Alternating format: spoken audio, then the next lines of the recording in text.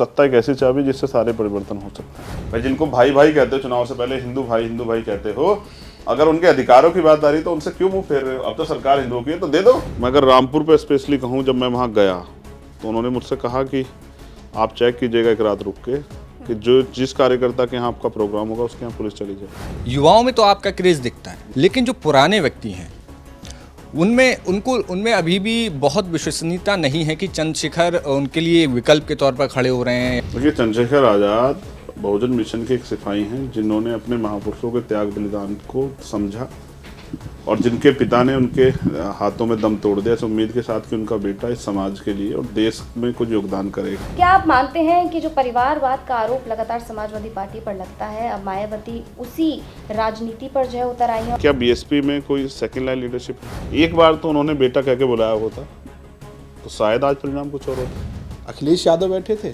उनके बगल में चंद्रशेखर बैठे हुए थे और बड़ी मुस्कुरा के बातें कर रहे थे। देखिए, कुछ चीजें अभी एक बार और बैठेंगे, शायद वो क्लियर हो जाए। जिस बार क्लियर हो जाएंगे फिर मैं सबसे पहले यूपी तक पे बताऊंगा। मैं आजाद हूं, आजाद पैदा हुआ हूं और आजाद ही मरूंगा, क्योंकि मेरा नाम है चंद्रशेखर आजाद। ये नाम खतौली उपचुनाव में जब से गठबंधन को जीत मिली तब से बड़ी चर्चा में है, क्योंकि उत्तर प्रदेश की राजनीति में एक तरीके से राजनीति में, समाज में तो पहले से ही सक्रिय थे, राजनीति में उभर कर सामने आए हैं चंद्रशेखर आजाद, जो भीम आर्मी के चीफ है, आजाद समाज पार्टी के मुखिया हैं और आज वो यूपी तक के साथ मौजूद हैं। हम उनसे बातचीत करेंगे। चंद्रशेखर जी, बहुत बहुत स्वागत है आपका। और साथ ही हमारे दो सहयोगी मोहित और शिवानी भी सवाल जवाब करेंगे इनके साथ। लेकिन जब हमने बात कही खतौली की, क्या हुआ खतौली में इस बार? जनता ने जनमत का प्रयोग किया और रिजल्ट आपके मेरे हम सब लोगों के सामने। लेकिन ये जो खतौली में चुनाव जीता आपने, उसमें आपको क्या लगता है कि किसकी भूमिका ज़्यादा महत्वपूर्ण रही? आपकी रही, जयंत चौधरी की रही, या दोनों साथ कैसे आ गए? देखिए, जयंत जी और मैं पिछले एक साल से कुछ ही कम समय हुआ है, हम लोग लगातार राजस्थान को लेकर सक्रिय हैं, राजस्थान में काम कर रहे हैं और यूपी में भी हम लोग सक्रिय हैं। मैं खतौली हमारी पार्टी भी चुनाव लड़ाना चाहती थी, फिर जयंत जी से बात हुई, जयंत जी ने कहा कि हम सब मिलकर लड़ाते हैं और प्रयास करते हैं, क्योंकि पिछली बार जब 2022 का इलेक्शन हुआ तो इलेक्शन अच्छा लड़े हम लोग, लेकिन जीते नहीं। तो हम एक नई समीकरण बनाना चाहते हैं जिससे कि हम लोग चुनाव जीतें। फिर इलेक्शन स्टार्ट हुआ और फिर इसकी घोषणा हुई गठबंधन की, और फिर सबसे ज़्यादा श्रेय जाता है खतौली की जनता को और वहाँ काम करने वाले भीम आर्मी, आज़ाद समाज पार्टी, राष्ट्रीय लोकदल और समाजवादी पार्टी के कार्यकर्ता नेताओं को, जिन्होंने काम किया, जो हमारे संदेश को लेकर गांव-गांव तक गए, लोगों के बीच में गए और लोगों को अपनी बात कहने का और उनसे जो उनका समर्थन है उसके लिए उनको तैयार करने का काम किया। वोट बहुत बड़ी ताकत है। मैंने तो यही सुना है कि वोट से बहुत बड़े परिवर्तन होते हैं।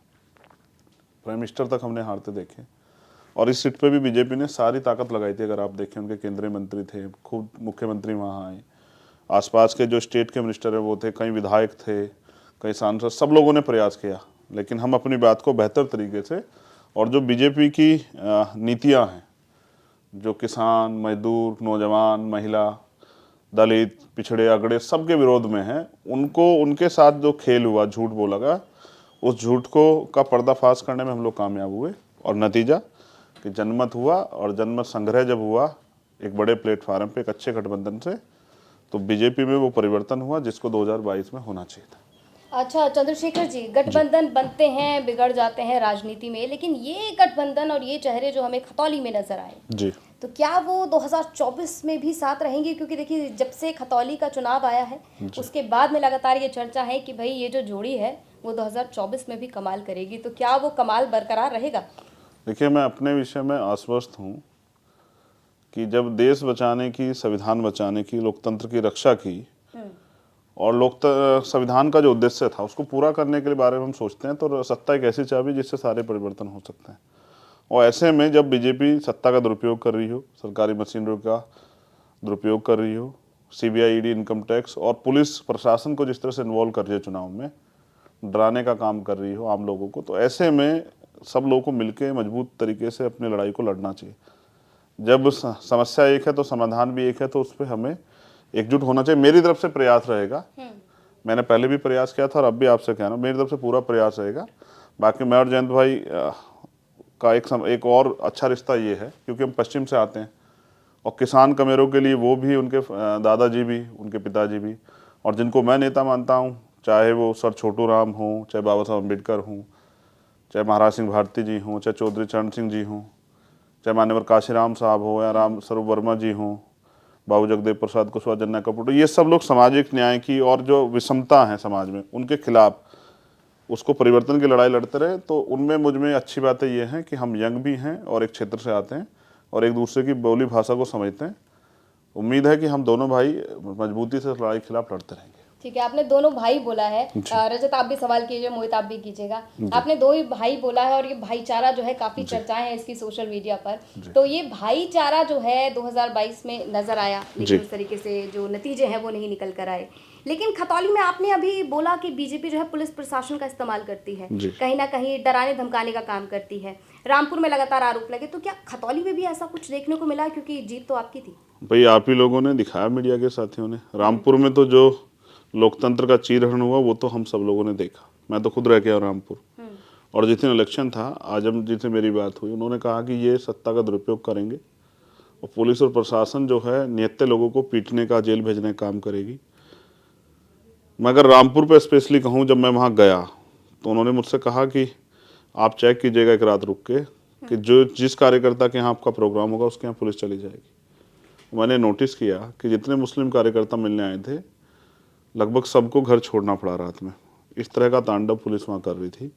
तो इसलिए उन्होंने मुझसे कहा कि अगर आप मुरादाबाद रहेंगे तो शायद ये तानाशाही ना करें। लेकिन वर्तमान के जो अधिकारी कर्मचारी हैं वो सत्ता के आगे इतने नतमस्तक हैं कि वो ये भूल जाते हैं कि सत्ता बदलनी है, कोई चीज़ परमानेंट नहीं है। कल सत्ता बदलेगी ना, अधिकारियों को ही नौकरी करनी है। फिर भी उन्होंने जो हालात की वो देखने लायक है कि कहीं 3 वोट पड़ रहे हैं, कहीं 9 वोट पड़ रहे हैं, कहीं 8 वोट पड़ रहे हैं। तो इस तरह से जब जनता अपने मत का प्रयोग ही नहीं करेगी तो फिर लोकतंत्र किस बात का? अगर चंद लोग फैसला करें कि कौन जीतेगा कौन हारेगा, तो ये जो बाबा साहब के सपनों का जो लोकतंत्र था उसकी हत्या है। अब बात करें खतौली की, तो आपने मीडिया के साथियों ने दिखाया कि कैसे एक सीओ जो हैं, जो चुनाव आयोग ने गाइडलाइन जारी की कि आधार जो है वो एक सिंबल हो सकता है जिससे आप मत डाल सकते हैं जी, तो वो लौटा देते हैं कैमरे के सामने कि आधार कार्ड नहीं, काफी बार वो वायरल हुआ। अब वो क्यों लौटाते हैं? कोई सवाल कर रहा है कि अगर वो इस तरह से अपनी पद का दुरुपयोग कर रहे हैं तो उनके खिलाफ क्या कार्रवाई हुई? तो ऐसा बहुत सारी जगह पे हुआ। वो तो अच्छा हो कि मीडिया के साथियों का, मीडिया बड़ा सतर्क था, आम जनमानस में बड़ा विरोध था, तो उन लोगों ने लगातार इस जगहों पर जाके जहाँ से सूचना मिली, कई कार्यकर्ता गिरफ्तार हुए, 2-2, 3-3 दिन तक हमारे लोग वो करते रहे, धमकियाँ मिली, पैसे का प्रभाव और तमाम तरह की चीज़ें, सब चीज़ें की गई। क्योंकि सत्ता की तरफ से तो पुलिस जो है वो जिस तरह का रोल अदा कर रही है, ऐसे में पुलिस के जरिए आप कितना भी जो है माहौल बना सकते हैं। भाई मुकदमा लिखना पुलिस के हाथ का काम है, धाराएं लगाने पुलिस के हाथ का काम है। तो निर्दोष लोगों को डराया गया, धमकाया गया, लेकिन जनता में जो उबाल था और जो एक सामाजिक भाईचारा बना किसान कमेरों का, उसने सरकार की जड़ें हिला दी।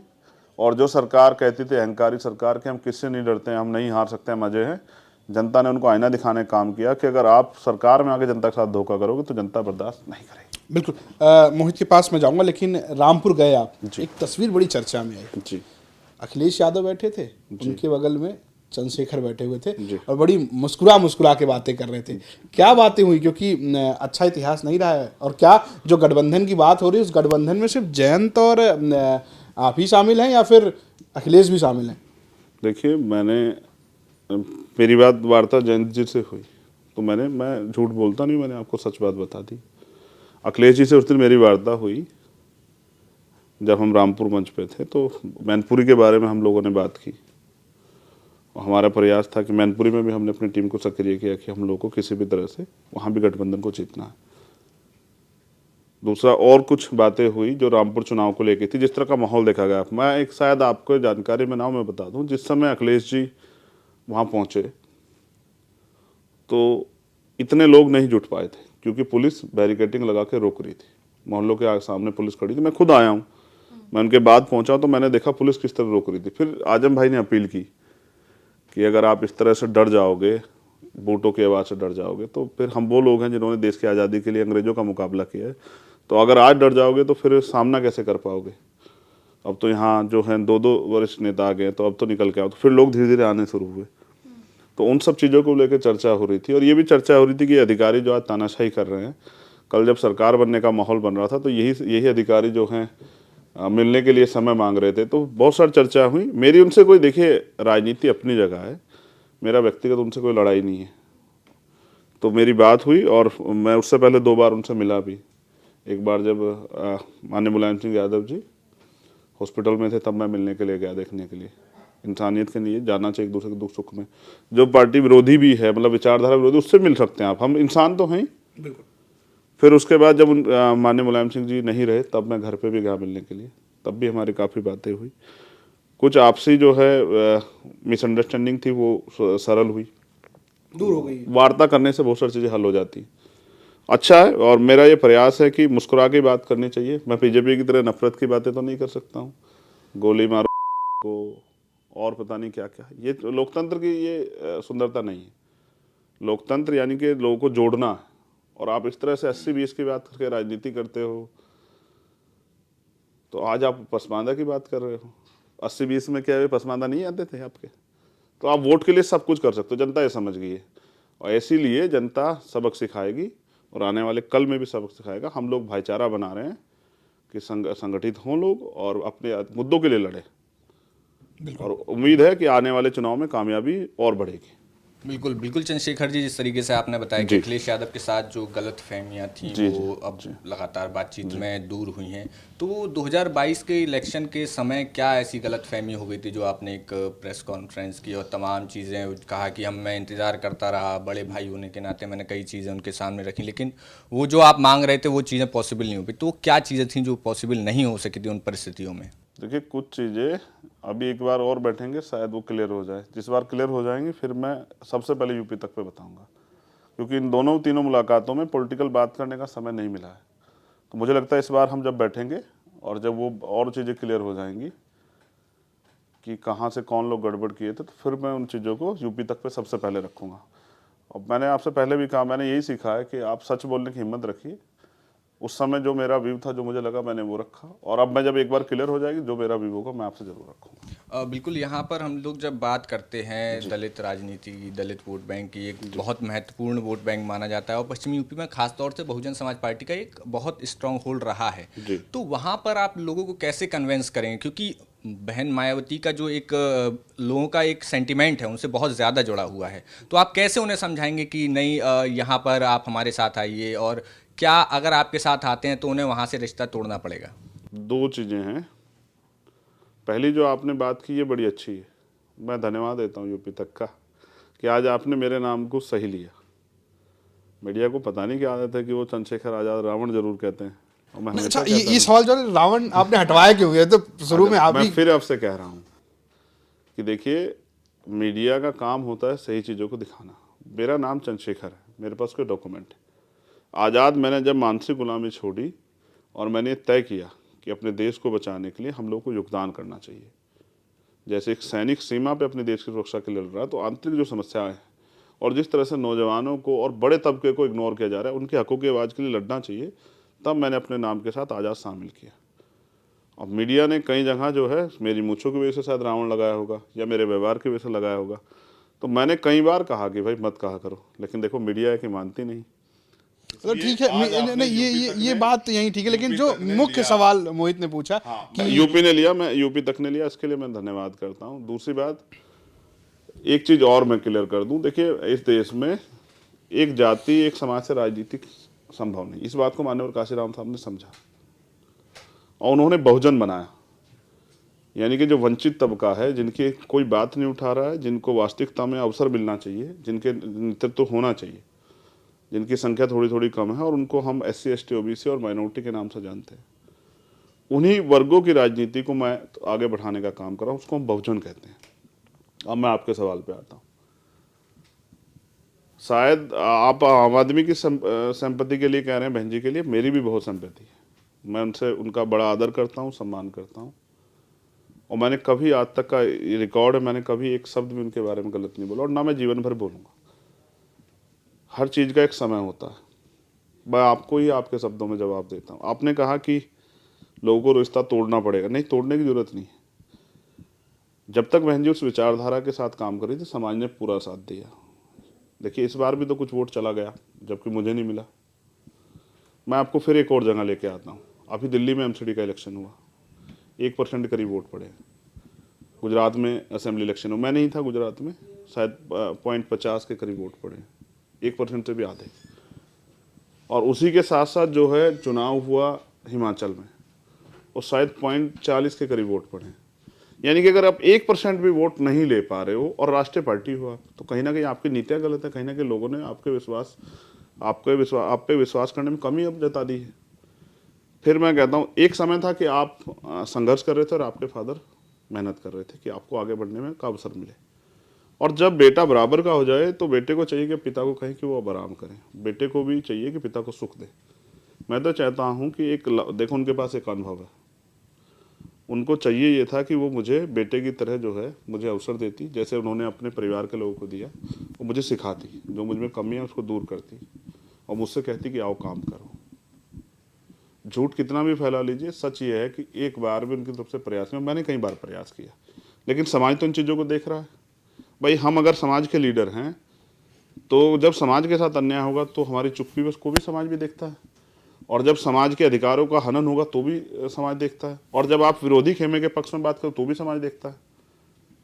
तो कई ऐसे मुद्दे हैं, लोगों ने देखा 2 अप्रैल का आंदोलन देखा लोगों ने, कि जब माननीय बहन जी ने कह दिया कि मेरा इनसे कोई मतलब नहीं है। जब दिल्ली में गुरु घर टूटा, पूरे दलित समाज की आस्था पे को ठेस पहुंची और कई लाख लोग यहाँ आए, तब भी बहन जी ने कह दिया कि मेरा इनसे कोई मतलब नहीं। हमेशा वो इग्नोर करती रही, लोग उनको सम्मान के साथ जो है एक्सेप्ट करते रहे। अब आप ये भी समझिए ना, काशीराम साहब कहते थे कि भाई सत्ता संघर्ष से मिलेगी, और आप बताओ पिछले 5 साल में कहीं एक संघर्ष आपने देखा तो आप बता दो। भाई जब नेता अपने लोगों से दूरी बना लेगा तो लोग क्या करेंगे? लोग तो तैयार थे, और मेरे जैसे हजारों लोग हैं जो काम करते हैं। एक बार तो उन्होंने बेटा कह के बुलाया होता तो शायद आज परिणाम कुछ और होते। मैंने तो तब राजनीतिक दल बनाया जब उत्तर प्रदेश की सरकार मेरे खिलाफ मुकदमे हैं, जो कि मेरे व्यक्तिगत नहीं है, समाज की लड़ाई। समाज जानता है कि मैं 16 महीने जेल में रहा, मैंने एक बार उफ नहीं की। मेरे साथ कितना अन्याय हुआ, मैंने क्या क्या नहीं सहा। मुझे जहर देने का प्रयास हुआ, मेरे साथ मारपीट हुई, जो कहते भी शर्म आती। फिर उसके बाद जब मैं बीमार हो गया तो मेरा इलाज नहीं होने दिया, मुझे मजबूर किया गया, मेरे आत्मसम्मान को ठेस पहुंचाई गई, तमाम सब चीज़ें की, मैंने सब सहा समाज के लिए। अगर मुझे MP MLA बनना होता तो मैं कोई दल ज्वाइन करके बन जाता, लेकिन मैं विचारधारा नहीं छोड़ पा रहा, इसलिए मैं आज भी यहाँ खड़ा हूँ। तो मैंने दल तब बनाया जब यूपी गवर्नमेंट मेरे खिलाफ जो झूठे मुकदमे किए उनमें मेरी जो बेल है उसको कैंसिल कराने के लिए दिल्ली यूपी हाई कोर्ट चली गई, इलाहाबाद। तब मुझे लगा कि अगर मैं ज़्यादा दिन अगर मैं समाज की सेवा करना चाहता हूँ तो मुझे तरीका नहीं बदलना, बस कपड़े बदलने। तब मैंने राजनीतिक दल बनाया अपने लोगों के सुझाव के साथ। आज हमारे साथ भी लाखों लोग काम करते हैं, उनके लोग रोज हमारे लोगों को अपमानित करते हैं, उल्टी सी बातें कहते हैं। आप मुझे बताओ, मेरी वजह से आप सब एक्सेप्ट कर रहे हैं कि आज़ाद समाज पार्टी के समर्थन से बीजेपी हारी खतौली में। क्या मैं इस बात को गलत कह रहा हूँ? वरना 2 बार से तो खतौली विपक्ष हार ही रहा। बिल्कुल। तो जिनकी वजह से बीजेपी हारी वो एजेंट हो सकते हैं? बताइए आप मुझे। तो रोज हमारे काम को गाली देना ये उनके कार्यकर्ताओं का और उनके नेताओं का ठीक नहीं। समाज सब देख रहा है, और मैं आपसे भरोसे से कह रहा हूँ BSP के लोग भी बहुत खुश हैं मेरे आगे बढ़ने से, क्योंकि उन लंबे समय से वो राजनीतिक मतलब ताकत से दूर रहे। उनका घर बना, उनको डर लगता है ऐसा ना हो कि दूसरा बने ना और ये ढह जाए। लेकिन जैसे जैसे मैं आगे बढ़ूंगा, मैं गारंटी देता हूँ BSP का हर एक कार्यकर्ता और BSP का हर एक नेता, क्योंकि वो स्वाभिमान लोग हैं, वो सम्मानित होंगे और अपने आप को गौरवान्वित महसूस करेंगे। उनको एहसास होगा कि अब हमारा दूसरा ताकत भी हमारी तैयार हो रही। और जिस दिन हमारा आंदोलन सफलता की तरफ बढ़ेगा, मैं आपको गारंटी देता हूँ कि वो सब लोग मेरे साथ खड़े होंगे, और उतनी ताकत से जितनी बहन जी के साथ खड़े होते हैं। बहन जी भी तो हमारी है। बहन जी की तरफ अगर कोई उंगली उठेगी तो क्या चंद्रशेखर चुप रहेगा? आप देखना, उनका परिवार भले ही साथ छोड़ दे, लेकिन चंद्रशेखर को अगर उन बहन जी को खून की जरूरत पड़ी तो चंद्रशेखर खून देगा। और मुझे ज़्यादा सफाई देने की जरूरत नहीं, मैंने अपने काम से लोगों का दिल जीता है, उनका विश्वास जीता है। आज अगर उन लोगों ने वोट दिया मेरे कहे से, तो उनको मेरे नेतृत्व पे और हमारे कार्यों पे उनका विश्वास है। चंद्रशेखर जी, एक छोटा सा सवाल आप ही की बात जी में। आपने कहा कि मायावती कहीं ना कहीं अपने परिवार को मानती है, और अगर आपको बेटा मानती है तो आज नतीजे कुछ और होते हैं।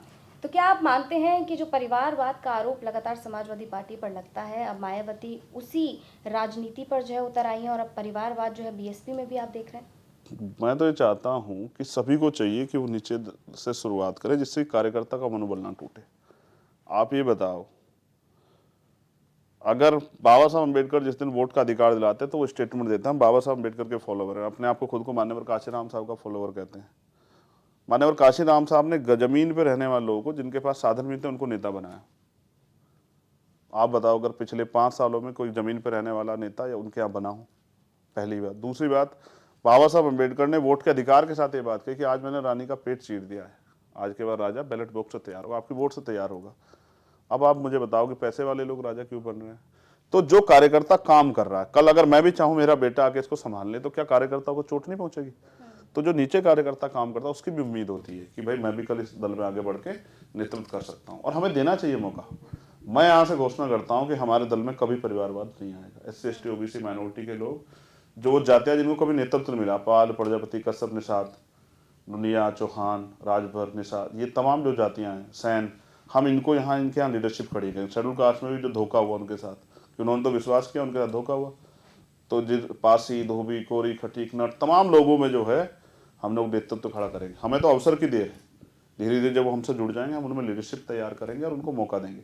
तो मुझे किसी को सिखाने की जरूरत नहीं, सबको सीखना चाहिए कि अगर आप चाहते हैं, आप दल चला रहे हैं तो परिवार ना चलाएं, दल चलाएं, और उसका खामियाजा भुगतना पड़ता है। फिर उनको देखो सरकारें चली जाती हैं। नहीं, आपके 2 सहयोगी भी तो हैं। जयंत भी तो परिवारवाद का ही एक आरोप लगता है कि उनके पिता दादा और उन्होंने अपनी पार्टी बढ़ा ली, वही राष्ट्रीय अध्यक्ष हैं। अखिलेश यादव पे आरोप लगता है पूरा यादव परिवार चुनाव लड़ रहा है। अब चाचा भी आ गए, उनको भी चुनाव लड़ाया जाएगा। डिम्पल यादव को उन्होंने चुनाव लड़ाया, धर्मेंद्र यादव को। तो आपके जो सहयोगी हैं चुनाव लड़ना तो यही है ना, नेतृत्व। नेतृत्व देना, दोनों में फर्क है। चुनाव लड़ाना, चुनाव तो कोई भी लड़ सकता है, चुनाव लड़ने वाला हमेशा नेता नहीं होता है। ऐसे तो मैं कोई चुनाव भी नहीं जीता हूँ, ऐसे तो देश के प्रधानमंत्री चुनाव हारे, तो इसका मतलब नेता नहीं थे, ऐसा नहीं। देखो मैं फिर स्पष्ट करता हूँ, आज जयंत जी के पीछे कौन है? ना उनके दादा है ना उनके पिताजी। आज अपनी पार्टी को अपने दम से और अपने सहयोगियों के साथियों के साथ वो कर रहे हैं। मैं उनका बचाव नहीं कर रहा हूँ, लेकिन आप बताइए आज अखिलेश जी के साथ कौन है? उनको एहसास हुआ कि नहीं परिवार कितना इंपॉर्टेंट होता, कभी कभी बहुत ज़रूरत होती है, तो आज उन्होंने अपने चाचा को साथ लिया। और जब वो साथ नहीं हो तो देख मैसेज आता है कि भाई जब परिवार एकजुट नहीं। मैं देखिए उनकी आलोचना करने के लिए, मैं तो बीजेपी के लोगों की आलोचना नहीं कर रहा हूँ। आप बताओ राजनाथ सिंह जी के बेटे जो है वो कहाँ से आगे बढ़ के आए?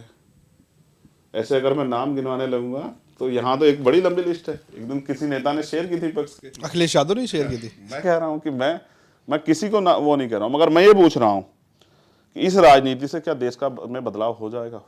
जो इस देश का वंचित तबका है, आज 72 साल हो गए लोकतंत्र आए हुए, आज भी वो बुनियादी अधिकार से दूर हो, उसको क्यों नहीं, उस पर क्यों नहीं बात हो रही है भाई? धर्म की बात सब कर रहे हैं, मगर मैं इसलिए धर्म पे नहीं जाता। मैं ये पूछना चाहता हूँ, जिस देश में हमारे प्रधानमंत्री, यशस्वी प्रधानमंत्री जी, कुदरत उनको दीर्घायु करे, लेकिन ये बताएं 8 सालों में ये नहीं महसूस कर पाए कि आज भी करोड़ों लोग जो हैं बिना छत के सो रहे हैं। आज भी जो है करोड़ों लोग अच्छा भोजन नहीं मिल पा रहा, अच्छा पानी नहीं मिल पा रहा है, अच्छा इलाज नहीं मिल पा रहा है। इनके बारे में क्यों नहीं सोच रहे प्राइम मिनिस्टर? तो हम तो सवाल कर रहे हैं, वो किसी को बुरा लगे तो अगर हम ये काम नहीं करेंगे तो हम अपने लोगों का भरोसा कैसे जीते, हम उनकी आवाज़ कैसे उठाएं? तो जो बुनियादी काम है उस पर तो बोलना पड़ेगा भाई। और देखो अगर किसी को कुछ चीज़ बुरी लगेगी तो इसका मतलब ये नहीं कि लोकतंत्र में अपने अधिकारों का प्रयोग करना बंद कर दें। तो हम सही हैं और सही लड़ाई लड़ रहे हैं।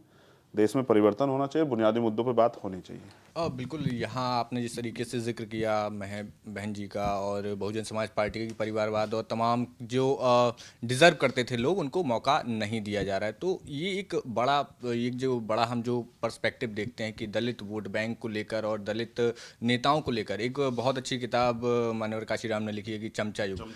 ठीक है, तो उस लिहाज से आप क्या देखते हैं कि क्या उन्होंने जो बातें लिखी हैं वो कहाँ पे जाके स्टैंड करें? कौन कौन से वो ऐसे नेता हैं जो उस कंडीशन में जा चुके हैं कि जो कि अब समाज का संघर्ष जो आप कहते हैं जिसको लेकर आप आगे बढ़ते हैं, तो वो कौन दिखते हैं कि भाई ये जो मान्यवर काशीराम ने बुक लिखी वो इन्हीं लोगों के लिए थी? देखिए इस चीज़ को समझना पड़ेगा। इसकी बातें बहुत लोग करते हैं, मीडिया के लोग भी करते हैं, लेकिन वास्तविक सच है कि लोगों ने पढ़ा नहीं। जैसे हर आदमी कहता है कि हम कॉन्स्टिट्यूशन बचाने निकले, लेकिन पूछे मैं कह सकता हूँ कि मैंने वो किताब पढ़ी है। मैं क्या कह रहा हूँ, मैं आपकी बात नहीं कर रहा हूँ, मैं 90% लोगों की बात कर रहा हूँ। देखिए पहली बात, क्या बीएसपी में कोई सेकंड लाइन लीडरशिप है? क्या बीएसपी ने किसी गरीब के बेटे को नेता बनाया? आप बताइए मुझे, अगर उनके यहाँ हो तो आप मुझे बताओ। जैसे हमारे दल में हमने हर स्टेट में एक लीडर खड़ा कर दिया जिस पर लोगों का भरोसा है, इतने कम समय में। क्या बीएसपी से 10 लोग गरीब परिवार से निकले जो इस क्षमता को जो है इस आंदोलन को आगे बढ़ा सके? उनको अवसर मिला है क्या? कितने ऐसे लोग हैं बीएसपी में जो थोड़े उभरते दिखे और इस वजह से वो हो गए। और देखिए, आप नेता को अपने कमिटमेंट पे रहना चाहिए। काशीराम साहब चाहते अपने परिवार के व्यक्ति को नेता बना देते। जब गठबंधन के उससे मुख्यमंत्री बनाने का मौका था, किसी और को बना देते। उन्होंने मायावती जी को बनाया तो मायावती जी नेता होगी। वो अपने बेटे अपने भतीजे को बना देते तो शायद वो नेता हो जाता। किसी और दलित को बनाते, पिछड़े को बनाते, अकड़े को बनाते, माइनॉरिटी व्यक्ति बनाते, वो नेता हो जाता। सवाल ये, चमचा युग का प्रोस्पेक्टिव काशीराम साहब का क्या था कि पॉलिटिकल रिजर्वेशन मिला कॉन्स्टिट्यूशन में, और उससे जो नेता बने वो अपनी समाज के प्रति कम, अपनी पार्टी के प्रति ज़्यादा समर्पित है। इसलिए उन्होंने कहा कि ये जो लोग हैं, उन्होंने ये भी कहा कि चमचे पे सीधा हमला नहीं करना, जिस हाथ में चमचा है उस पर हमला करना, क्योंकि अगर चमचा एक चमचा पे हमला कर गिरा दोगे तो दूसरा चमचा उठ जाएगा। तो इसलिए जो लोग पॉलिटिकल आरक्षण का फायदा लेके, महापुरुषों के त्याग बलिदान संघर्ष से जो चीज पैदा हुई है उसका फायदा लेके और समाज के हितों के लिए, जिनके लिए राजनीति है, उसके लिए नहीं बोल रहे, उन लोगों को साहब ने चमचा कहा। और आज भी ऐसे लोगों की भरमार बड़ी बड़ी है सभी दलों में। आप ये नोटिस करो, जिन लोग जो ऐसा मुझे ही कोई व्यक्ति समाज वोट करता है, कोई व्यक्ति वोट, और उसके साथ अन्याय हो, तो वो मुझसे क्या उम्मीद करेगा मोहित भाई कि भाई हमारा नेता हमारे बीच आए, हमारी लड़ाई लड़े। जब सरकार मिलकर न्याय ना दे रही, जैसे हाथरस का मामला है, पूरी सरकार खड़ी हो जाए आरोपियों के पक्ष में, तो क्या चाहती है? मतलब वो जो आपको वोट दे रहा है, वोट यानी कि वो आपको ताकत दे रहा है कि आइए मेरे लिए लड़िए, आइए मेरे लिए नीति बनाइए, आइए मेरी मुसीबतों को खत्म कीजिए, आइए मेरे लिए अवसर पैदा कीजिए, आइए मेरी बात कीजिए, मेरे मुद्दों की बात कीजिए। तो अब वो नेता जो है ढूंढे ना मिले तो तकलीफ तो उसको होती है।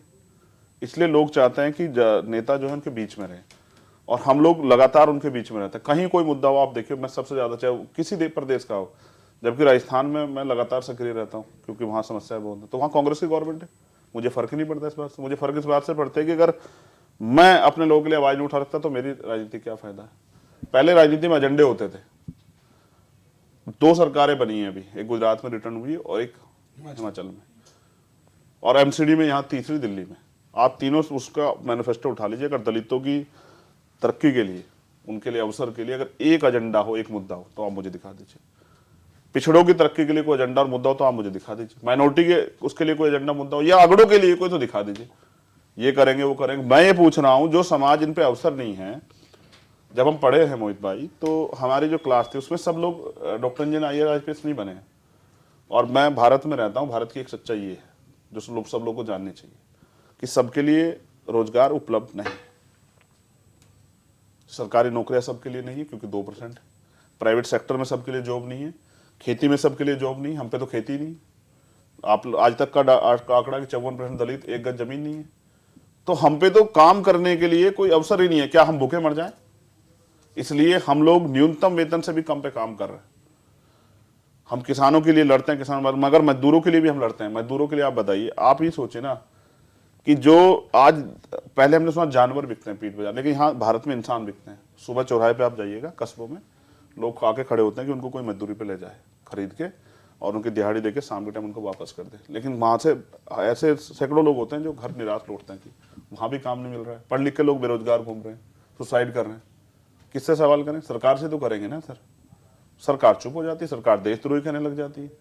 जब किसान अपने हकों के लिए आते हैं तो नक्सली हो जाते हैं, खालिस्तानी हो जाते हैं। तो ये नहीं चलेगा ना।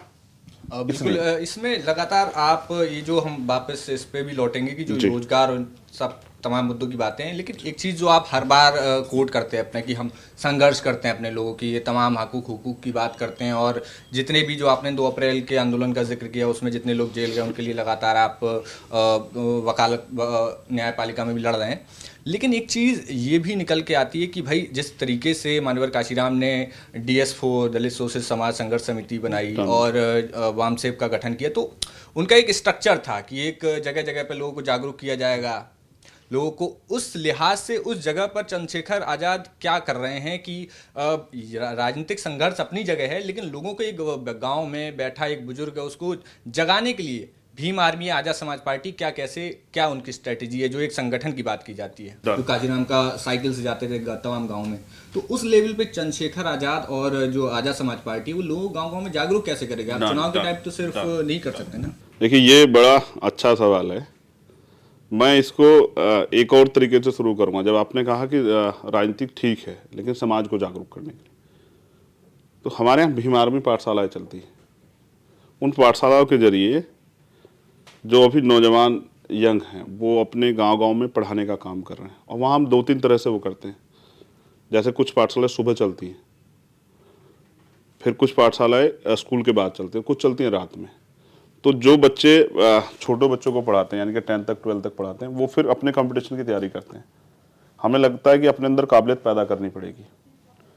फिर समाज के रूप में समाज को जागरूक करने के लिए हमारी छोटी छोटी मीटिंग चलती है, कैडर के प्रोग्राम चलते हैं। आपने कहा कि माननीय काशीराम साहब ने कैडर तैयार किया, बिल्कुल सच है। अगर आज भी आपको राजनीति में सफल होना है तो बिना कैडर के आप हो नहीं सकते। मगर कैडर कोई एक जाति नहीं होती, ये भी सब मीडिया को जानना चाहिए। कैडर विचारधारा से जो लोग प्रभावित होते हैं, देखिए लोग 3 तरह से जुड़ते हैं हमारे यहाँ, सभी के यहाँ पे ऐसा ही होता होगा, राजनीतिक दल जो चलाते हैं उनको शायद एहसास हो।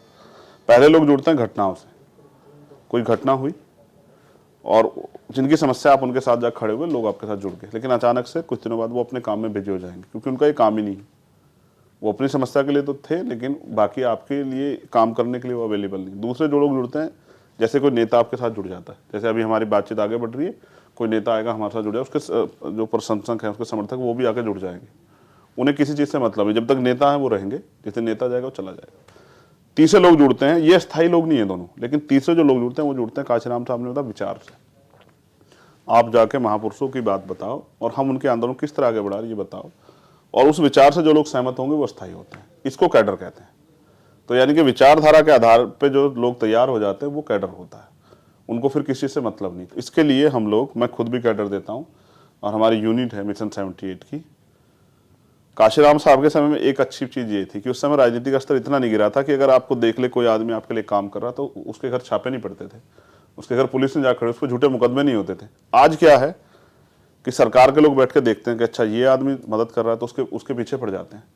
इसलिए हमारी एक मिशन 78 की टीम है, जो हमारे अधिकारी कर्मचारी रिटायर्ड, वो लोग गांव-गांव में जाके, और हमारे भीम आर्मी कार्यकर्ता, पहले हम लोग भीम आर्मी के यहाँ यूनिट बनाते हैं, हमने भी उसी काम को वैसे आगे बढ़ा जैसे काशीराम साहब ने, जैसे उन्होंने 78 में बनाई DS4 बामसेफ, फिर 81 में DS4 और 84 में बहुजन समाज पार्टी। तो हमने 2014 में बनाई भीम आर्मी, फिर हमने अपना मिशन 78 का कैडर खड़ा किया, और अब हमने अपना दल बनाया आज़ाद समाज पार्टी। तो हमारे जो भीम आर्मी के लोग, पहले हम लोग उनको प्रशिक्षित करते हैं, उन्हीं से लोग आज़ाद समाज पार्टी में लेते हैं, और आज़ाद समाज पार्टी के लोग गांव-गांव जाके, जो जैसे हमने साइकिल यात्रा निकाली, वो लोग गांव-गांव में जाके रुक के लोगों को समझाने का काम करते हैं। आज के जो समय है, वर्तमान परिस्थितियों पे लोगों को जागरूक करने का प्रयास करें, किस तरह से हमारा आरक्षण, हमारी ज़मीनें माफियाओं द्वारा कब्जाई जा रही है, किस तरह से जो है रोजगार बिल्कुल ख़त्म हो रहा है, किस तरह से जो छोटे व्यापारी है उनको सुसाइड करने के लिए सरकार ने मजबूर कर दिया, जैसे अभी GST के छापे लगे, किस तरह से सरकार जो है और कानून लाके, जैसे एजुकेशन का जो बजट था वो खत्म हो रहा है, हायर एजुकेशन में स्कॉलरशिप वो खत्म हो रही है, तमाम तरह से, जैसे हमारा मुद्दा है प्रमोशन में रिजर्वेशन का, जैसे जातिगत जनगणना क्यों जरूरी है, इन सब चीज़ों पर जाकर, और महापुरुषों ने जो त्याग बलिदान किया, आज जो हमें मिला है वो बिना संघर्ष के तो नहीं मिला। इसके लिए हमारे महापुरुषों ने संघर्ष किया, ज्योतिबा फुले से लेकर माननीय काशीराम साहब तक। तो हम तो उनके आंदोलन को आगे बढ़ा रहे हैं, राजनीति हमारे लिए सेकेंडरी है। हमें तो सिखाया गया कैडर में माननीय काशीराम द्वारा कि सत्ता मात्र एक साधन है, उस काम को आसानी से करना है, बाकी तैयार तो समाज को करना है। उस काम को हम लोग लगातार करते हैं, और मैं खुद जाता हूँ, रात रात में हम लोग दिन में कैडर करते हैं, और उसी कैडर से कार्यकर्ता का निर्माण होता है, समर्पित कार्यकर्ता जो अपने कार्यों को तेजी से आगे बढ़ाता है। हम पे कोई पैसे वालों की भीड़ तो है नहीं कि हम लोगों को पैसे देके अपने साथ लाएं, हम तो विचार से जोड़ के साथ ला रहे हैं। आज लाखों लोग देश के अंदर काम कर रहे हैं। तो ये जो आज ये जो दृढ़ शक्ति है और दृढ़ संकल्प है हमारा, ये जो मिलकर हमने दृढ़ शक्ति बनाई है, हमारी इच्छा शक्ति मजबूत है। आप देखना अगले 3-4 साल में एक बहुत बड़ा वो खड़ा हो जाएगा, और एक ऐसा समय आएगा कि आपको एहसास होगा कि एक दल जो कुछ साल पहले बना था वो एक बहुत ताकतवर दल बन गया। तो ये सब चीजें होंगी, हमें विश्वास। जो आप कह रहे हैं, एक बात आपने कही मजदूरों की, बात सही है कि आप अगर कस्बों में जाएं तो आपको दिखे, कस्बों के शहरों में जो दिहाड़ी मजदूर उनकी लाइनें लगती हैं। आपने बात की कि 51% आपके समाज के लोगों के पास ज़मीनें नहीं है। एक जातीय संघर्ष का भी इतिहास रहा है। जब आप राजनीति कर रहे हैं तो एक बहुत चर्चित लाइन है जो अखबारों में इस्तेमाल किया जाता है, मीडिया में किया जाता है कि जाट और जाटो एक साथ कैसे आ जाएंगे, क्योंकि संघर्ष की कहानी रही है। और एक आरोप भी लगता है, जो आपके विरोधी हैं वो आरोप लगाते हैं कि चंद्रशेखर तो अवसरवादी हैं, वो जाके जयंत के साथ मिल गए। इन आरोपों का जवाब आप कैसे देंगे? दो सवाल हैं इसमें। देखिए, दो सवाल हैं। पहला सवाल आपका कि जो संघर्ष है, जो संघर्ष रहा है, क्योंकि जातीय संघर्ष की बात आप कर रहे हैं, तो देखिए जहां जो ताकतवर है वो अपने से कमजोर को सताता ही है, और ये इतिहास है, और ये किसी एक जाति के लिए नहीं, सभी के लिए। आप बताइए कौन ऐसा है जो अपने से कमजोर को नहीं सता रहा है? सरकार भी तो यही करे। सरकार सत्ता में आकर ताकतवर हो गई तो विपक्ष वालों को सता रही है। तो जातीय संघर्ष खत्म करने के लिए भाईचारे की जरूरत है। ये भाईचारा है। हाँ, ये भाईचारा है जिससे कि जातीय संघर्ष खत्म हो जाए। आप और मैं भी तो चाहते हैं कि एक अच्छा समाज बने, और जो जातीय संघर्ष है वो खत्म हो जाए। वो कब संघर्ष खत्म होगा?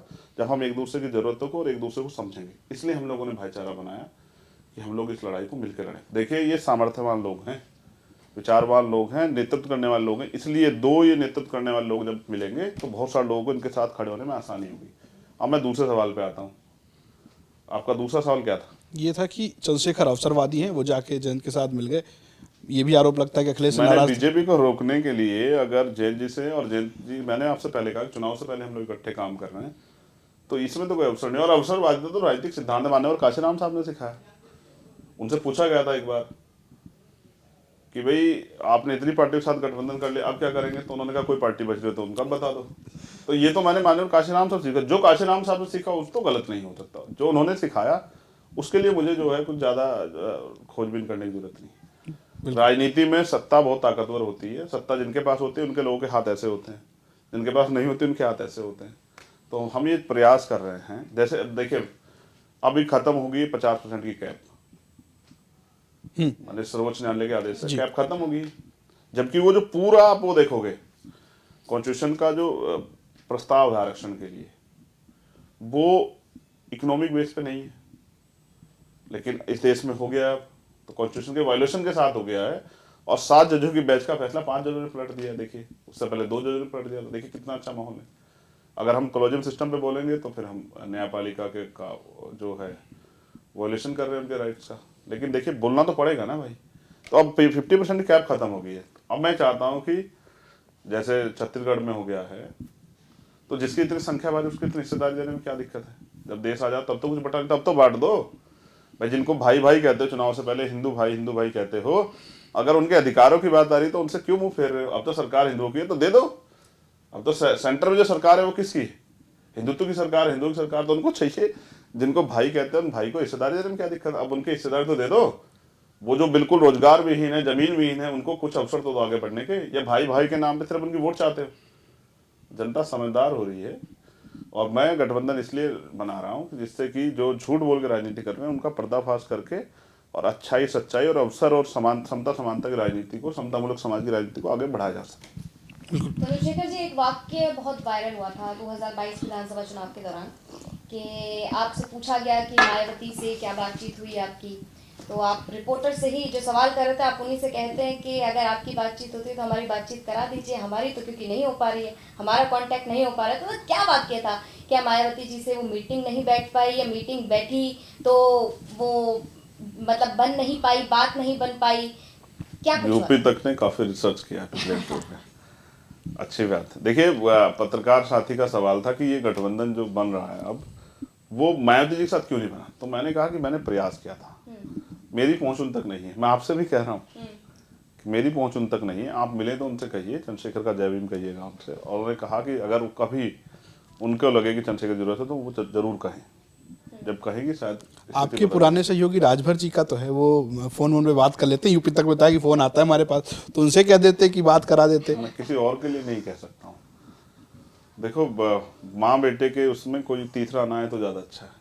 अच्छा, मैं तो इंतजार में हूँ कब, क्योंकि वो बड़ी है हमारी, वो मुझे आशीर्वाद के लिए बुलाएंगे। और अगर चलो अपने दल में से नहीं वो करना चाहती कनेक्ट, नहीं राजनीतिक रूप से, तो कम से कम आशीर्वाद देने के लिए तो बुला सकती है। इतना तो माओ का जो धैर्य है उसका तो हम लोग इतिहास में वो करते हैं।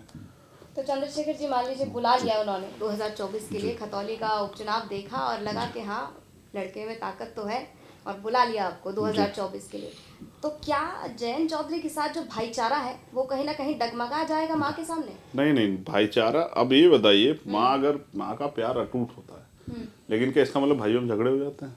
ऐसा तो कभी नहीं देखा। तो भाई को लेके जाएंगे। तो मैंने आपसे ये कहा कि दिली रिश्ते अपनी जगह है, चुनावी रिश्ते अपनी जगह है। जिस तरह से माँ बुलाएगी या कहेगी, उसके बाद फिर बाकी चीज़ों पर क्या, अब तो वो और कुछ कहते हैं तो कभी देखो बुलावा आ जाए, यही बहुत है। और मैं बड़े दुख से कह रहा हूँ कि एक गरीबी और प्राइमरी स्कूल के हेडमास्टर होने के बाद का बेटा होने के बाद मेरे अंदर और कोई कमी मुझे नज़र नहीं आती। देखिए, मेरे ऊपर तो एजेंट का और तमाम, तो उन्होंने कहा पहले दिन से, जिस दिन से मुझे पहचान मिली, कि वो तो आरएसएस की बी टीम है, लेकिन मैंने कभी बीजेपी के साथ कोई गठबंधन नहीं किया, ना उनके साथ मिलकर सरकार बनाई, ना ही मैं मोदी जी का प्रचार करने के लिए गुजरात दंगे के बाद गुजरात गया, मैंने नहीं किया।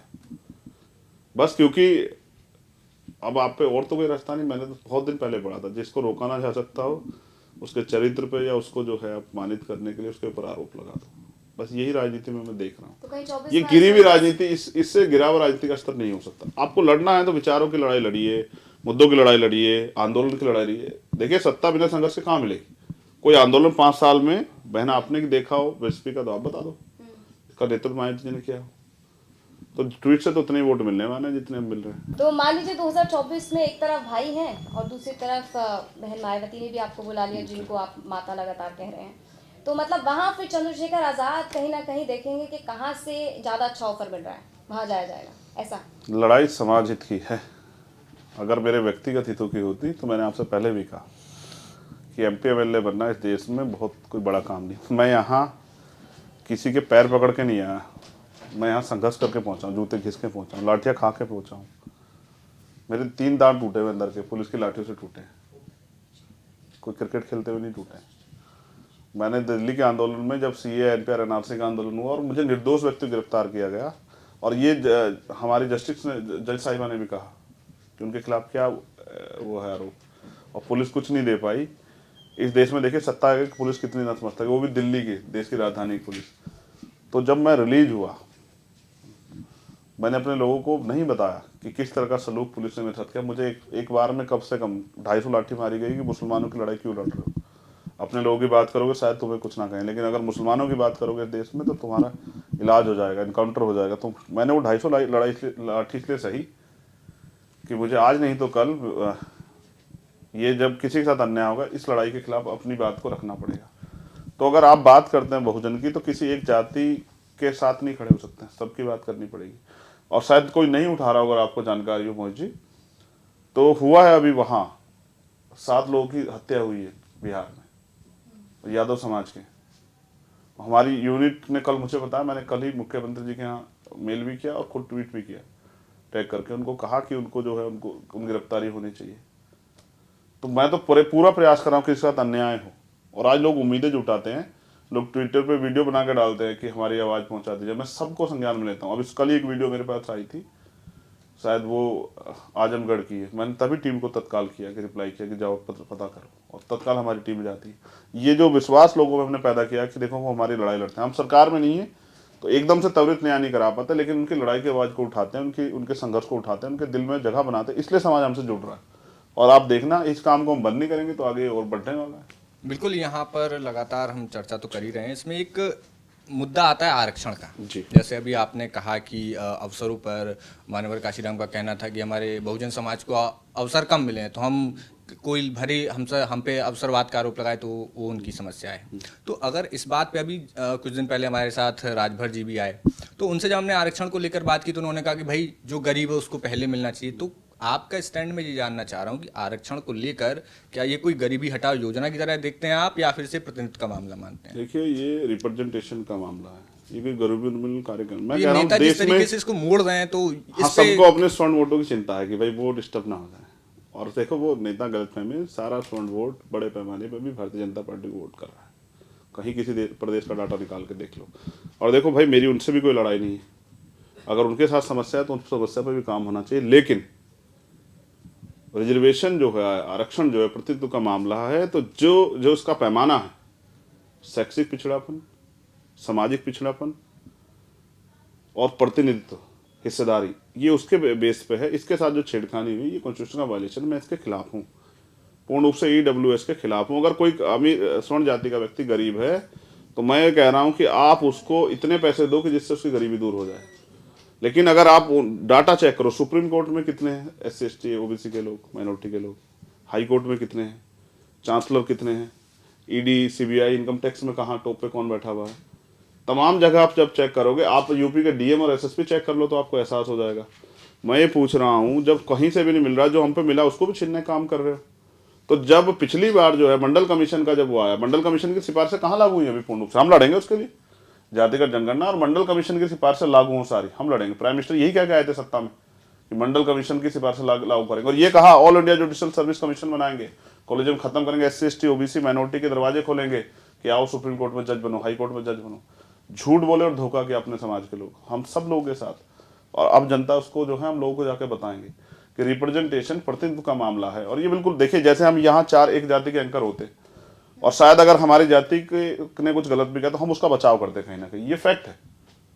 जब अधिकारी थाने में बैठता है, जब अधिकारी कोर्ट में बैठता है, जब अधिकारी जो अपने दफ्तर में बैठता है, तो जाति जब सरनेम आता है तो कहीं ना कहीं भावनाएं तो उचकती हैं थोड़ी सी। इसलिए मैं चाहता हूँ हर जगह पे सबका समान प्रतिनिधित्व हो, जिससे कि उनके साथ अन्याय ना हो। वरना सोचिए, अगर हाथरस में ADG लॉ एंड ऑर्डर का बयान था, शायद आप दोबारा नहीं उनसे सवाल पूछ पाए कि रेप नहीं हुआ है, उनको किसने दिया अधिकार? जबकि सुप्रीम कोर्ट का वायलेशन है, ये तय करने का अधिकार कोर्ट को है। उनका ये बयान एक जिम्मेदार अधिकारी का, और उस पर कोई संज्ञान नहीं लेता है। उनके खिलाफ तो FIR दर्ज होनी चाहिए थी। तो मैं ये समझता हूँ कि जब सत्ता और सब तमाम लोग एक विचारधारा के हो जाएंगे तो देश नहीं चल सकता है।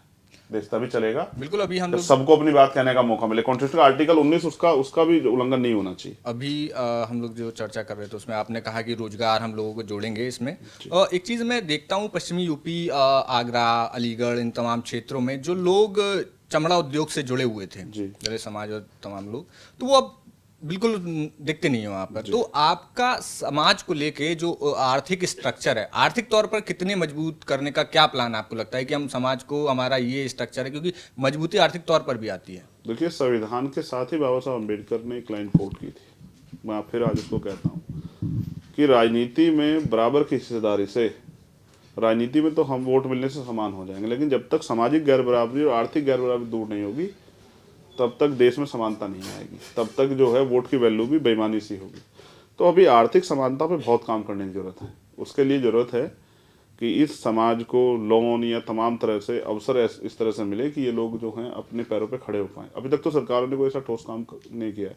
अभी तो प्रधान मिनिस्टर कह रहे हैं कि अभी हम आवास दे रहे हैं, यानी कि अभी तो लोगों के पास आवास ही नहीं है, अभी तो लोगों को अच्छा इलाज ही नहीं मिल रहा है। तो अवसर तो बहुत बड़ी बात है। इसके लिए हम पे प्लान है, और वो प्लान जब ही हो सकता है जब हम राजनीतिक ताकत में होंगे, तभी हम उसको लागू करा सकते हैं। क्योंकि अभी तो हम कोई भी वो करें तो सिर्फ हम नारेबाजी या चिल्ला ही सकते हैं, सरकार तो नहीं करे। क्योंकि जो कुछ करना है, अगर देखिए धन का बंटवारा करना है, किसको कितना धन मिलना चाहिए, किसके समाज के लिए कितने रिसोर्स की जरूरत है, किन के लिए हॉस्टल बनने चाहिए, किन को जो है विदेश में पढ़ने के लिए जाना चाहिए, ये सब सरकार तय करती है कि समाज की तरक्की के लिए जो है कितना जो है बजट होना चाहिए। अब सरकार, इसलिए हम लोग लगे हुए हैं कि राजनीतिक दलों की एक अच्छी भागीदार सरकार बने, जिससे कि सभी वर्गों के लिए काम। इसमें एक चीज़ मैं देखता हूँ, मैंने पढ़ाई अपनी पश्चिमी यूपी में की है, तो मैं लगातार वहाँ पे एक जो माहौल देखा, युवाओं में तो आपका क्रेज़ दिखता है जी। जो एक तरीके से युवा जोश में रहते हैं, और भीम आर्मी आपकी जिस तरीके से लगातार कार्य करती है, लोगों को, युवाओं को जोड़ती है।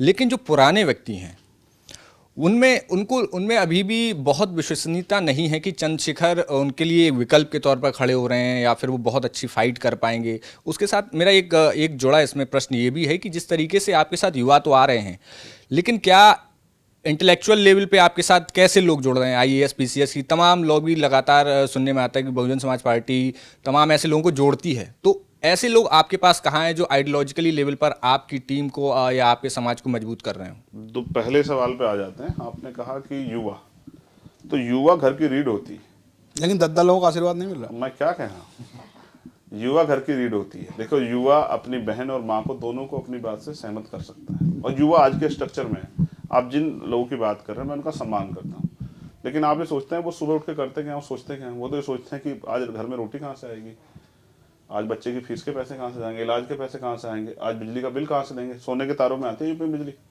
सबसे ज़्यादा महंगी बिजली। तो वो तो इस काम में लगे हुए हैं, वो तो सुबह उठते हैं, खेत काम में जाते हैं, मजदूरी करते हैं, किसी खेत में जाते हैं, किसी दुकान पे जाते हैं, शाम के टाइम घर आते हैं, थक हार के सो जाते हैं। आजकल देश में चल क्या रहा है उसको नहीं देख पा रहे। तो युवा अब जब खतौली में वोट दिया, आप सर्वे देखिए बूथ पे जाकर, तो वोट तो उन्होंने भी दिया जिन दद्दाओं की बात आप कर रहे नहीं दे रहे आशीर्वाद। देखो पढ़े लिखे समझदार लोग हैं, भले ही गरीब हों, लेकिन वो जो है ना, जैसे किसान होता है बीज देख लेता है कि भाई ये फसल जो है बीज इससे अच्छी होगी या बुरी होगी, तो वो देखते हैं और देख के सहमत होते हैं। धीरे धीरे मुझे जुमे जुमे 8 दिन तो हुए आए हुए भाई, मेरे संघर्ष का लोगों की पहचान में 700-800 साल था, जिसमें 2-2.5 साल में जेल में रहा हूँ। तो अभी तो मैं लोगों के बीच जा रहा, इतना बड़ा देश है, घूमना है, लोगों को अपनी बात से जाकर समझाना। जो लोग टीवी पे मुझे देखते हैं और जब मैं उनसे ज़मीन पर जाकर मिलता हूँ तो मैं समझता हूँ 1% असहमति नहीं मिलती, और वो कहते हैं ठीक है, अब पहले हमने बहन जी का साथ दिया, अब आपका साथ देंगे। और दिया आप यूपी तक ने दिखाया कि लोग कह रहे हैं देखो अब तक बहन जी का दिया है, अब चंद्रशेखर का देंगे, वो भी हमारा है, अब उसको आगे बढ़ाएंगे, उसके उम्मीद है कि कुछ करेगा। अब इंटेलेक्चुअल्स की बात, मैंने जो मिशन 78 की बात आपसे की, आज तो किसी की हैचर नहीं, डीएम मुझे फ़ोन कर दे, AIS मुझे फ़ोन कर दे, IPS फ़ोन कर दे, तुरंत जो है अगर चार्ज पे होगा तो हट जाएगा। इसलिए फ़ोन सरकार की बताया ना, सरकार फ़ोन टैप कराती है, सरकार जो है आजकल सारे सरकारी मशीनरी का, IB का, LIU का प्रयोग करती है, कौन किससे मिल रहा है, रेकी कराती है, तमाम तरह की चीज़ें कराती है। फिर भी कुछ ऐसे लोग हैं जो, चाहे वो उत्तर प्रदेश के IS लॉबी हो, वंचित वर्ग की, या PCS लॉबी हो, या IPS लॉबी, वो सब लोग पिछले दरवाजे से कहीं ना कहीं धीरे धीरे हमारे साथ कनेक्ट हो रहे हैं। अब अगर आज मैं यहाँ कह रहा हूँ, ऐसा ना कल उनके यहाँ पे पुलिस जो है घूमने लग जाए, उनके नंबर चेक करने लग जाए। और वही हमारा ब्रेन है। देखिए आप भी नौजवान हैं, आपके परिवार को भी आपसे बहुत उम्मीदें होगी, तो विश्वास करेंगे धीरे धीरे।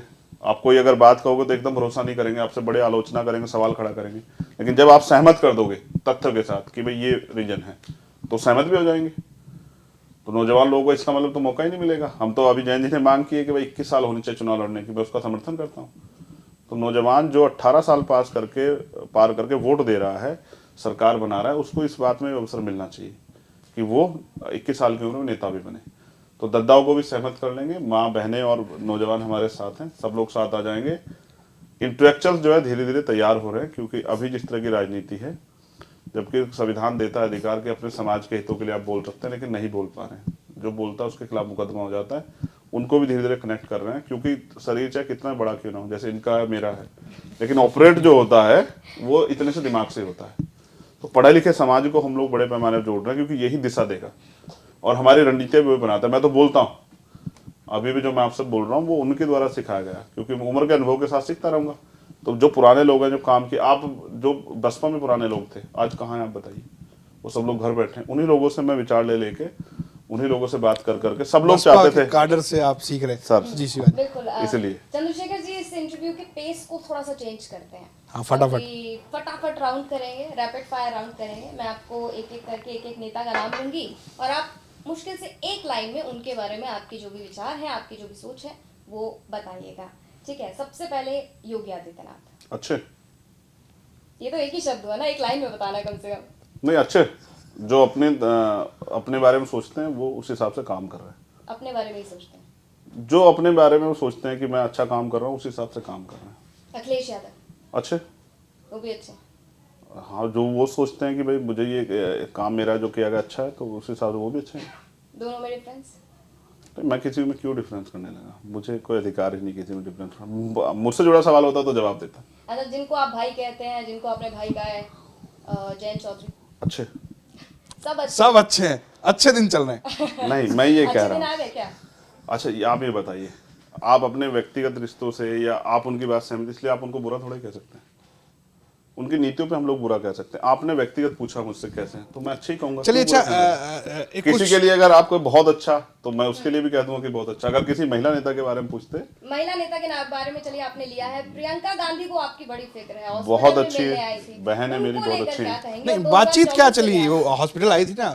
तो अगर कोई किसी के दुख दर्द में आ जाता है, तो मैं समझता हूँ कि इसको राजनीति से हम लोगों ने तो कहा कि ऑफर कई बार उन्होंने मेरे समर्थन में, जब मेरे साथ अन्याय में बोली, मैं उनका दिल से समर्थन करता हूँ। मेरी बहन है, कभी भी उनके ऊपर कोई आंच आएगी तो मैं राजनीति से अलग हट के उनकी लड़ाई, उनके साथ खड़ा हूँ, मेरा वादा। राजनीति में लोग कह रहे हैं कि ऑफर आए थे कि कोई है नहीं, चंद्रशेखर आ जाते तो एक बड़ा चेहरा मिल जाता। ऐसा नहीं, मैं तो बहुत छोटा सा हूँ, काम कर रहा हूँ। और मैंने कहा कि मैं अवसर की नहीं, किस तरह से हमारा आंदोलन आगे बढ़े, इस पर चिंतित हूँ बस। ठीक है। अच्छा, एक और व्यक्ति हैं, चलते चलते मैं पूछ लेता हूँ। तस्वीरें सामने आई जब 2022 में आप साथ दिखे, ओवैसी, शिवपाल, राजभर और आप तीनों ओवैसी जी के साथ क्या बातचीत हुई है? तीनों देखिए पॉलिटिकल लाइंस की बात थी, इन्हीं कारणों से नहीं हो पाया। ओवैसी जी भी अच्छे हैं, शिवपाल जी भी अच्छे हैं, राजभर जी भी अच्छे हैं। मेरे मुंह से किसी को आप बुरा सुनेंगे नहीं। मेरे अंदर कमी हो सकती है, मैं किसी को किसी के अंदर वो सीख रहे हैं। तो सब अच्छे हैं। तो अब जो आपके अच्छे लोग हैं उनसे एक अपील करनी है आपको। देश के प्राइम मिनिस्टर बहुत अच्छे हैं, चलिए भाई साहब, गृह मंत्री बहुत अच्छे हैं। हमारे जो क्या नाम सर्वोच्च न्यायालय के जो वो हैं हमारे सर्वोच्च चीफ जस्टिस है, वो बहुत अच्छे हैं। अभी जो ईडी के हेड हैं वो अच्छे हैं, सीबीआई के हेड अच्छे हैं, और अभी जो नए नए बने इलेक्शन कमिश्नर वो बहुत अच्छे हैं। इस इंटरव्यू के बाद अच्छे होने की परिभाषा बदल जाएगी मुझे तो। हाँ, मैं तो इसलिए कहूंगा कि अच्छे हैं। चंद्रशेखर जी, एक पॉलिटिकल लाइन से थोड़ा सा हटके सवाल मैं पूछना चाहूंगी कि चंद्रशेखर आजाद एक अगर हम नेता से हटके बात करें जी, तो वो क्या है? आपकी एक युवा लाइफ रही होगी जब आप जी, कॉलेज जाते होंगे, जी, आपका बचपन, आपकी व्यक्तिगत विचार, मतलब अदर देन पॉलिटिक्स, जी। चंद्रशेखर आजाद क्या है? देखिए, चंद्रशेखर आजाद बहुजन मिशन के एक सिपाही हैं जिन्होंने अपने महापुरुषों के त्याग बलिदान को समझा, और जिनके पिता ने उनके हाथों में दम तोड़ दिया, इस उम्मीद के साथ कि उनका बेटा इस समाज के लिए और देश में कुछ योगदान करेगा। जो लगातार ठगे गए लोग हैं उनके लिए कुछ करके दिखाएगा, और उस बेटे ने उस बात को स्वीकार किया, और वो बेटा कोशिश में लगा हुआ है कि वो जो अन्याय, जैसे रेप किसी बेटी का अधिकार नहीं कि उसके साथ हो, किसी माँ को अपमानित किया जाए, किसी को जलाया जाए, मारे जाए, किसी महिला का अधिकार नहीं, तो ऐसा इस देश में बंद हो। गरीबों के साथ जो जातिगत उत्पीड़न होता है वो बंद हो। किसानों के साथ जो तमाम तरह की जो समस्याएं नौजवानों के साथ हैं, कोई बेरोजगार साथी उम्मीद हार के सुसाइड ना करे, तमाम वर्गों के साथ जो अन्याय हो रहा है वो बंद हो, और देश में भाईचारा बने, उसको बनाने के लिए चंद्रशेखर जो भी योगदान कर सकते हैं कर रहे हैं। और बहुत उम्मीद है मेरे लोगों को मुझसे। मैं जब जाता हूँ क्षेत्र में तो वो रो पड़ती है मुझे देख के, मेरी माएँ और बहनें, और कहती है कि उम्मीद है कि जब आप कामयाब हो जाओगे तो हमारे बारे में कुछ होगा। मैं विश्वास से कहता हूँ, मैं गृह मंत्री जी की तरह नहीं कहूँगा कि आज भी यूपी में गाजियाबाद में नहीं रह पा रहे हम लोग तो कि भाई महिलाएं सोने पहन के निकल सकती, गहने पहन के रात को 12 बजे। मैं पूरी जिम्मेदारी से कहता हूँ कि जब हम लोगों को अवसर मिलेगा तो हम पूरा प्रयास करेंगे किसी बहन के सम्मान पर ठेस ना पहुंचे, जो डर का माहौल है खत्म हो, और महिलाएं भी पुरुषों की तरह रात को निकले, पेरियार जैसे कहते थे, काफी दूर तक निकले, और अपनी उम्मीदों को, दहेज के कारण किसी बहन को ना जलाया जाए, किसी बहन को पैसे ना होने के कारण पढ़ने से जो वंचित करना, उसके सपनों की उड़ान खत्म ना हो, भाई की भी और बहनों की भी, और माओ की, बुजुर्गों, सबके लिए हम लोग प्रयास करेंगे कि उनके लिए अच्छे अवसर तैयार करें और उनको जिंदगी का आनंद मिले। तो चंद्रशेखर जी, आपने बहुत अच्छी अच्छी बातें कही, लोगों को अच्छा बताया, एक अच्छा काम भी करना है। आपको दर्शकों से अपील करनी है कि यूपी तक को सब्सक्राइब करना है। अच्छा, नहीं, मैंने अच्छी बातें नहीं कही, मैंने सच कहा। कभी आपको मेरी इनमें से किसी बात के साथ लगे कि मैं अपनी बात से फिराऊं तो आप मुझसे सवाल कीजिएगा। अब मैं यूपी तक के लिए अपील करूंगा अपने सभी साथियों से या देशवासियों से, जो भी यूपी तक देख रहे हैं या मुझे सुनेंगे, वो यूपी तक को सब्सक्राइब जरूर करें, क्योंकि आजकल हम ज्यादा चीज फोन पे देखते हैं, तो मैं यूपी तक को बहुत देखता हूँ। तो अब भीम आर्मी के लोग समझ गए होंगे कि क्या करना है। समाज के साथ एक काम और करना है, यूपी तक को सब्सक्राइब करना है। लेकिन अब चलते चलते हम आपको जी कमेंट भी किया करो, बिल्कुल यूपी तक पे कमेंट जरूर आप किया करते रहिए, हम सवाल पूछते रहेंगे, चाहे सत्ता पक्ष हो चाहे विपक्ष हो, हम सबसे सवाल पूछते हैं। आज हमारे साथ मौजूद चंद्रशेखर जी थे, कई बातें कही, लेकिन एक बात जो बहुत चर्चा आगे निकलेगी कि मैं बेटा हूं, माँ मुझे कब बुलाएगी। चंद्रशेखर जी, आपका बहुत बहुत शुक्रिया हमसे बात। धन्यवाद, बहुत बहुत धन्यवाद।